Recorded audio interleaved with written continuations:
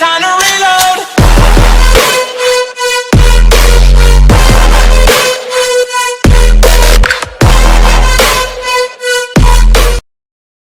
Assalamualaikum warahmatullahi wabarakatuh. Terima kasih telah mengklik video ini. Pertama-tama izinkan saya memperkenalkan diri. Nama saya Muhammad Abid Robbani, Stambuk F5551-18193. Pada video kali ini saya akan membahas apa sih API itu, dan akan membahas mengenai API Gateway Microservices. Sebelumnya saya ingin mengingatkan bahwa sekarang adalah malam ke-25 bulan Ramadan tahun 1442 Hijriah atau tahun Masehi 2021. Marilah kita memperbanyak ibadah kita di malam-malam terakhir bulan Ramadan ini, karena mengingat di 10 hari terakhir Ramadan ada malam Lailatul Qadar yang sangat rugi jika melewatkannya. Semoga kita dipertemukan dengan malam Lailatul Qadar dalam keadaan beribadah pada Allah Subhanahu wa taala. Terima kasih. Tanpa berlama-lama lagi, mari langsung saja ke video penjelasannya. Check it out. Oke. Terima kasih. Pertama-tama kita akan membahas mengenai API Gateway Microservice oleh saya sendiri, Muhammad Abid Robbani, Stambuk F5551-18193. Oke, pada video kali ini kita akan membahas mengenai latar belakang, rumusan masalah, API, jenis-jenis API, manfaat API, dan API Gateway Microservice. Oke, yang pertama adalah latar belakang. Seperti kita bisa lihat di presentasi ini, latar belakangnya adalah pengertian dari API sendiri. API atau Aplikasi Programming Interface adalah sebuah interface yang dapat menghubungkan aplikasi satu dengan aplikasi lainnya. Jadi, API berperan sebagai perantara antara berbagai aplikasi berbeda, baik dalam satu platform yang sama atau lintas platform. Microservice berarti membagi aplikasi menjadi layanan yang kecil dan saling terhubung, tidak seperti aplikasi monolitik. Setiap microservice merupakan aplikasi kecil yang memiliki arsitektur heksagonal sendiri yang terdiri dari logika beserta berbagai adapternya atau bahasa pemrograman. Perumpamaan yang bisa digunakan untuk menjelaskan API juga adalah seorang pelayan di restoran. Tugas pelayan adalah menghubungkan tamu restoran dengan juru masak. Tamu cukup memesan makanan sesuai daftar menu yang ada dan pelayan memberitahukannya ke juru masak. Nantinya pelayan akan kembali ke tamu tadi dengan masakan yang sudah siap sesuai pesanan.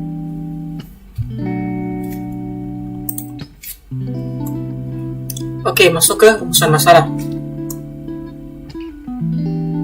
Rumusan masalah yang terdapat pada presentasi kali ini atau pada makalah yang telah dibuat sebelumnya adalah memiliki dua rumusan masalah, yaitu yang pertama, apakah yang dimaksud dengan Application Programming Interface atau yang biasa disebut API. Rumusan masalah yang kedua adalah apa yang dimaksud dengan API Gateway Microservices. Oke, apa sih API itu?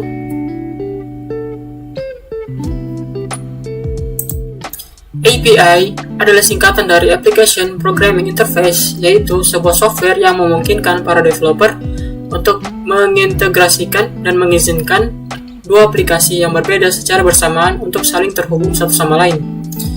Tujuan penggunaan dari API adalah untuk saling berbagi data antar aplikasi yang berbeda tersebut. Tujuan penggunaan API lainnya yaitu untuk mempercepat pengembangan dari aplikasi dengan cara menyediakan sebuah function yang terpisah sehingga para developer tidak perlu lagi membuat fitur yang serupa. Selanjutnya, jenis-jenis API. Bisa dilihat di sini jenis-jenis API. Yang pertama adalah Private API. Private API tidak terbuka untuk pengguna umum. Biasanya jenis ini dibuat untuk keperluan internal dalam pengembangan suatu aplikasi. Contohnya, API dari back-end yang digunakan untuk mengakses front-end dari situs website. Yang kedua adalah Public API.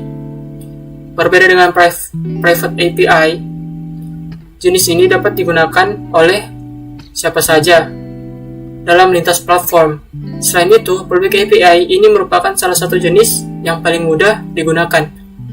Kamu hanya perlu mendaftar atau langsung menggunakannya. Contohnya API untuk data COVID di Indonesia. Yang ketiga adalah Composite API.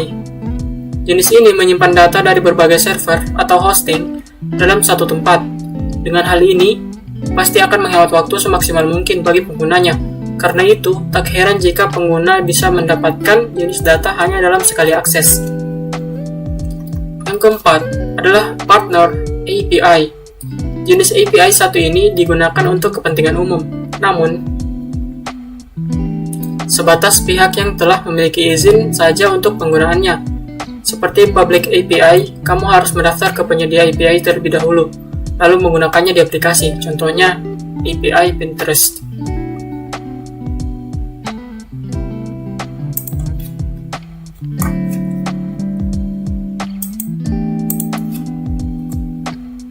Manfaat dari API. Manfaat API di antara lain adalah yang pertama, memudahkan membangun aplikasi yang fungsional. Dengan menggunakan API akan lebih mudah untuk membuat aplikasi yang fungsional dan kompleks tanpa perlu menambahkan data secara manual. Aplikasi yang dikembangkan akan memiliki fitur dari aplikasi tujuan. Sebagai contoh, pada aplikasi Gojek, sebagai sebuah platform layanan transportasi, peran peta sangatlah penting. Namun, Gojek tidak perlu mengembangkan aplikasi peta sendiri. Dengan API, aplikasi tersebut cukup mengambil data dari Google Maps. Menggunakan API ini cukup membantu membuat platform Gojek semakin besar. Alasannya, developer cukup mengembangkan layanan lain karena penggunaan peta sebagai elemen utama dipastikan berjalan dengan baik. Yang kedua, pengembangan aplikasi menjadi lebih efisien. Dengan adanya API, Anda tidak perlu lagi melakukan komunikasi langsung dengan aplikasi lain yang ingin dihubungkan. Cukup dengan komunikasi melalui API. Hal ini sangat membantu, terutama jika Anda ingin membangun aplikasi lintas platform dengan berbagai layanan sekaligus. Sebagai contoh, Anda membangun website pemesanan tiket online untuk berbagai maskapai di dunia. Dengan bantuan API, Anda cukup melakukan integrasi untuk masing-masing layanan maskapai tersebut. Jadi tidak perlu lagi melakukan komunikasi manual berupa update harga atau tersedianya tempat duduk. Selain itu, Anda bisa dengan mudah menambahkan atau mengurangi integrasi layanan sesuai perkembangan bisnis Anda. Yang ketiga adalah meringankan beban server. Dengan adanya API, Anda tidak perlu menyimpan semua data yang dibutuhkan di server Anda sendiri. Cukup meminta API untuk mendapatkan data terbaru dari server aplikasi asal. Dengan kondisi ini, server Anda tidak perlu terbebani. Pada akhirnya, mengurangi risiko website tidak dapat diakses karena server down. Yang selanjutnya, saya akan menjelaskan mengenai API Gateway Microservices. API atau Application Programming Interface Gateway merupakan gerbang dari beberapa API, bertugas sebagai manajemen API, merge beberapa API, authentication API, dan lain-lain. Microservices adalah kumpulan dari berbagai service atau kumpulan dari beberapa API. API ini biasanya berbentuk REST API menggunakan protokol HTTP. Microservice sendiri sebenarnya berasal dari monolithic yang telah dipecah. Klien biasanya hanya mengakses satu URL REST API, sedangkan microservice memiliki banyak service REST API. Untuk mengatasi masalah ini, maka kita gunakan API Gateway. Terdapat banyak contoh API Gateway yang ada di pasaran, contohnya Kong, Tick, API Umbrella, dan lain-lain. Ini adalah pola arsitektur microservices. Pola arsitektur microservices secara signifikan mempengaruhi hubungan antara aplikasi dan database.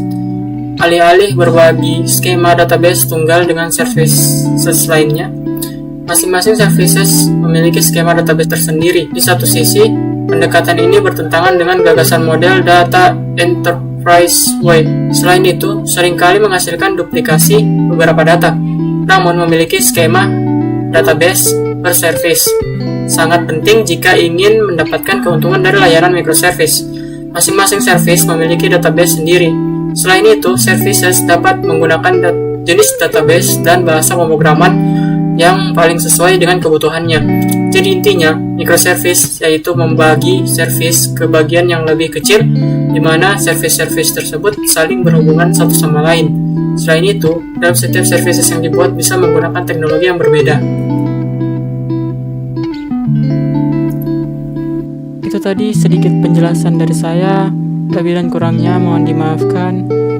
Semoga pada bulan Ramadan tahun ini amal ibadah kita diterima oleh Allah Subhanahu wa taala.